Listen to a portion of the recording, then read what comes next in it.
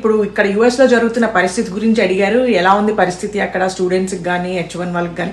H1 వాళ్ళు legal గా ఉన్న వాళ్ళందరూ సేఫ్ గానే ఉంటారు. అలాగే H4 EAD మీద లీగల్ గా ఉన్న వాళ్ళందరూ కూడా సేఫ్ గానే ఉంటారు. కాకపోతే F1 స్టూడెంట్ వీసా మీద ఇండియా నుంచి వచ్చి వాళ్ళు ఇక్కడ ఏమైనా గబుక్కుని చేయకూడని ఇల్లీగల్ జాబ్స్ ఏమైనా చేస్తుంటే మాత్రం వాళ్ళు ఖచ్చితంగా ట్రబుల్లోనే ఉన్నారు. ఇల్లీగల్ గా ఇన్ ద సెన్స్ వాళ్ళు స్టూడెంట్ వీసా మీద F1 మీద వచ్చినప్పుడు వాళ్ళు only eligible to work in the campus అనమాట. వాళ్ళు చదువుకుంటున్న యూనివర్సిటీలో అక్కడ ఉన్న లైబ్రరీలో కానీ లేకపోతే డైనింగ్ ఏరియాలో కానీ ఇంకెక్కడైనా ఆ విత్ ఇన్ క్యాంపస్ లో with in work hours limit ఉంటుంది. అది కూడా ఆ అవర్స్ లిమిట్ వరకే వాళ్ళు పరిమితం అనమాట. అది బియాండ్ వెళ్ళి ఆఫ్ క్యాంపస్ అంటే అవుట్ సైడ్ ఆఫ్ యూనివర్సిటీ చేస్తే మాత్రం అది ఇల్లీగల్. వాళ్ళు ఖచ్చితంగా ట్రబుల్లోనే ఉంటారు.